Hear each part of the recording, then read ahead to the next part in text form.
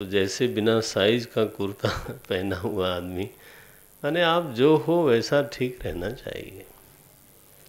आप अपनी विशेषता को देखो। समाज में हमारी जो स्थिति है, अगर समाज में हमारी सम्मानित स्थिति है तो फिर हमारा व्यवहार भी, है ना, उस विशेषता के अनुसार होना चाहिए। आप विधायक हो और लोगों को थप्पड़ मारो। आज न्यूज़ में मैंने देखा, बड़ा अजीब सा लगा। आप विधायिका में बैठते हो, अरे भाई वो थानेदार भी कर सकता था। वो एक पुलिस का सिपाही करे तो इतना बुरा न लगे, लेकिन अब वो न शोभते। जस कांचिए तस चाहिए नाचा, बस ये एक व्यवहार का बड़ा ही आधारभूत सूत्र है। मनमानी किसी समाज में स्वीकार नहीं की जाती। हम लोग कई बार समाजवादी अथवा व्यक्तिवादी होने का दम भरते हैं। इंडिविजुअलिज्म हो, मेरी मर्जी, मैं चाहे जैसे रहूं भाई मेरे अथवा जैसा समाज है वैसा ही न हो। व्यक्ति और समाज का जो संबंध है ना, बड़ा डेलिकेट रिलेशन है। व्यक्ति कभी समाज को प्रभावित करता है, समाज कभी व्यक्ति को प्रभावित करता है। दोनों में ही एक बड़ा खास नाजुक सा रिश्ता है। व्यक्ति अगर इतना ऊपर उठ जाए कि समाज को सकारात्मक रूप से मांगलिक प्रभाव डाल सके, तो अंग्रेज सरकार से हमारी सारी प्रजा ही डरी हुई थी, लेकिन गांधी जी ने पूरे समाज को प्रभावित किया कि नहीं किया? वो व्यक्तित्व इतना बड़ा हो गया कि पूरे समाज की मनोदशा को उन्होंने प्रभावित किया। और कभी समाज इतना प्रभावित करता है कि व्यक्ति की कुछ चलती ही नहीं। इसलिए ये तो एक संतुलन बनाने के लिए विवेक चाहिए, धीरज चाहिए। ये आवेशी जो जीवन है ना, अतिरेकवादी एक्सट्रीम लेके चलें, वो चलता उलता नहीं है। 2-4-10 साल चलेगा, इसके बाद गड़बड़ होता है। तो 4-10 साल ज़्यादा बोल दिया मैंने, ज़्यादा चलता नहीं। तो ये व्यवहार का सूत्र दिया, क्योंकि उन्होंने प्रणाम किया तो वाल्मीकि जी ने आशीर्वाद दिया। वाल्मीकि जी ने आँखों में पूछा कि ये सब कैसे, क्या हो गया? तो वाल्मीकि जी को ही उन्होंने उत्तर दिया कि ये सब मेरे पुण्य का प्रताप है कि मैं राज्य के बंधन में नहीं गया। मैं छूट गया, बंधन से मुक्ति मिली। मोह कहूँ दरस तुम्हार प्रभु, सब मम पुण्य प्रभाव।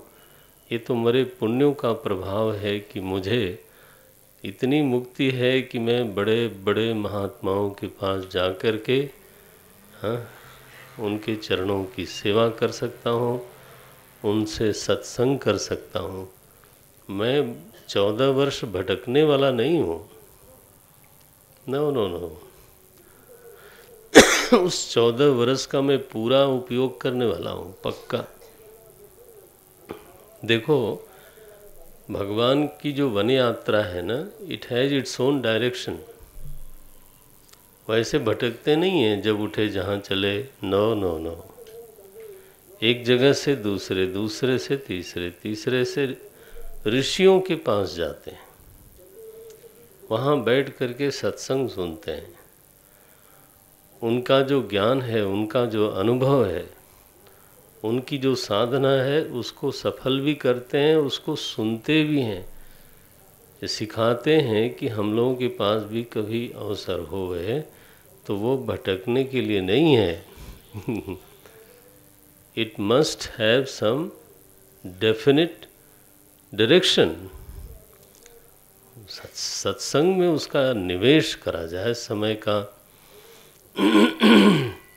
तो बोलते हैं वाल्मीकि जी कि महाराज आप बोलते हो कि कहाँ रहूं। आपने क्या समझ के बोला? मैं आपको जानता हूँ। राम स्वरूप तुम्हार बचन अगोचर बुद्धि पर। तुम्हारा राम जी आपका जो स्वरूप है वो मन से वाणी से अतीत है। अविगत 126 दुआ है। अविगत अकथ अपार नेति नेति नित निगम कह। जो अविनाशी है, अविगत माने कभी भूतकाल में नहीं बदलता, ऐसा आपका अस्तित्व है। और जिसका कभी अभाव नहीं था, माने जन्म नहीं हुआ किसी का, जो निर्वचन के बाहर की चीज़ है। अविगत अकथ अपार नेति नेति नित निगम का। सामने ऋषि मंडली है, शिष्य लोग भी हैं वाल्मीकि जी के। भगवान को आसन पे बैठाया है, सामने भगवान दिखाई देते हैं, सब लोग देख रहे हैं। वाल्मीकि जी कहते हैं महाराज मुझे आपकी कृपा से ये मालूम है कि आप दृश्य नहीं हो। अरे किसी को आंख से देखते हुए ये कहना कि आप दृश्य नहीं हो, आप दृष्टा हो, क्या आश्चर्य है। मैं आपको भी तो बोल सकता हूं कि आप दृष्टा हो। बोले महाराज आप कैसे बोल सकते हो, मैं तो आपको दिखाई दे रहा हूं। लेकिन वेदांत की कक्षा में आचार्य लोग यही सुनाते हैं क्या कि हे शिष्य, वो सुना के देख के उसकी आंख में आंख डाल के बोलते हैं, हे शिष्य तुम दृश्य नहीं हो। बुद्धि जिस तत्व से प्रकाशित हो रही है वह तत्व तुम हो, और उस तत्व को प्रकाशित करने वाला कोई नहीं है। दृगेव न तु दृश्यते, वो स्वयं प्रकाश है। अब शिष्य सुनता है, बताओ वो कभी ये महसूस नहीं करता कि गुरुजी को क्या हो गया आज, जब मुझे देख रहे हैं तो फिर भी बोलते हैं कि तुम दृश्य नहीं हो। उनकी आंख मुझे प्रकाशित कर रही है, फिर भी बोलते हैं तुम्हें कोई प्रकाशित नहीं करता। बल्कि अगर अनुग्रहित शिष्य है तो गुरु की इस वाणी से वो उपकृत होता है, वैसा ही अनुभव करता है कि हाँ मैं दृष्टा हूँ, बुद्धि दृश्य है और वो प्रकाशित हो रही है। ये भी बात सही है, बुद्धि दृश्य है, जानी जाती है, ये बात बिल्कुल ठीक है। और कोई है जो उसको जान रहा है, जो है वो किसी का दृश्य नहीं बन रहा है, भीतर है वो, और वो मैं से अभिन्न है। अगर मैं भी दृश्य बन जाए तो मैं का दृष्टा कौन होगा? एक और मैं होगा। उस मैं का और कौन दृष्टा होगा? एक और मैं होगा। ये तो अनवस्था हो गई, अनवस्था हो गई ना। तो वाल्मीकि जी जिस तरह से बोलते हैं वैसे ही तो वेदांत के आचार्य लोग शिष्यों को बोलते हैं। जग पेखन, जगत दृश्य है, अथवा पलट दो, यत् यत् दृश्यम तत् जगत, जहाँ तक दृश्यता है वहाँ तक जगत है, जहाँ तक इदंता है वहाँ तक जगत है। ये वाल्मीकि जी बोलते हैं। जग पे खन तुम देखनी हारे। और ये जो तीनों देवता हैं ना, ये भी आपके नचाए नाचते हैं।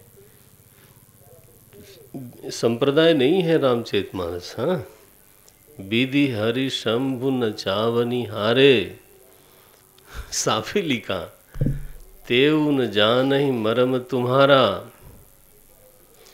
राम तुम्हारा मर्म वो लोग भी दृश्य रूप से नहीं जानते। बोले महाराज सारे शिष्य देख रहे हैं, सुन रहे हैं। राम जी संकोच में पड़े हैं कि मेरी सारी पोल पट्टी सबके सामने। वाल्मीकि जी तो मेरा नाटक ही बिगाड़ देंगे। जो मैं लीला करने आया। तो भगवान ने मुस्कुराया होगा थोड़ा, बोले कोई नहीं जानता मुझे। बोले नहीं, सोई जानई, बहुत बढ़िया मीठी पंक्ति है। सोई जानई जही देहु जनाई, जिसको आप जना दो। आप स्वयं अपने आप को किसी के सामने प्रकट कर दो। सोई जानई देहु सोई जानई जही देहु जनाई, वही जान सकता है। और जान लिया तो जानत तुम्हें हो जाई। फिर मज़ा ये है कि जानने के बाद अलग से वो जानने वाला नहीं रह जाता, वो मर ही जाता है। बोले मर जाता है, बड़ा खतरनाक ज्ञान है। बोले नहीं, वो आप ही हो जाता है। तुम्हें ही हो जाई, तुम्हारी कृपा। आहा, मिठास देखो। तुम्हारी कृपा तुम्हें रघुनंदन, जानहि भगत भगत उर चंदन। भक्त के हृदय में शीतल चंदन की तरह रहने वाले प्रभु,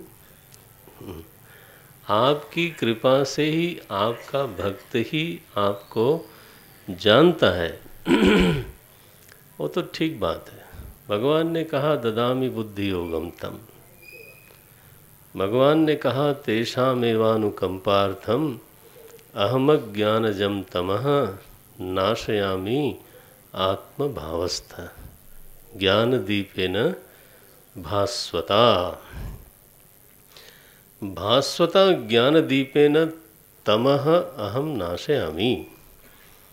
अनेन प्रकारेण अन्वयः भवति। मैं नाश करता हूँ।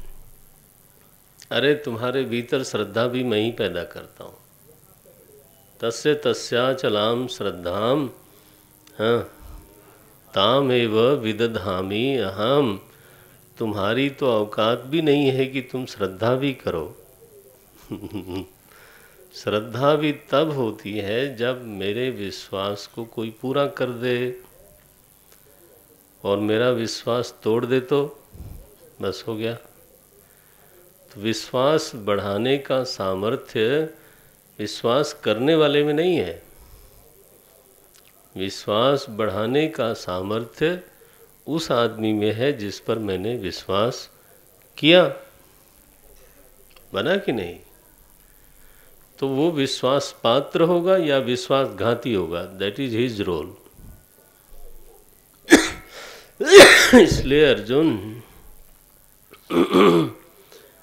और यहाँ वो पंक्तियाँ सारी गीता जी की समेट के लिखा, तुम्हारी कृपा तुम्हि रघुनंदन, जानहि भगत भगत उर चंदन, चिदानंद में देह तुम्हारी। मेरे मालिक, मुझे मालूम है आप दिखाई देते हो, लेकिन अगर बहुत देह देह ही बोलना है तो देह की धातु पंचभूत नहीं है। पंचभूत से आपकी देह नहीं बनती। आप जो हो चिदानंद स्वरूप हो। आकार दिखता है तो भी, नहीं दिखता है आकार तो भी। भगवान का जो आकार है वो भी पांच भौतिक नहीं है। कृष्णावतार में भी देह नहीं मिला और रामावतार में भी देह नहीं मिला, ध्यान रखना।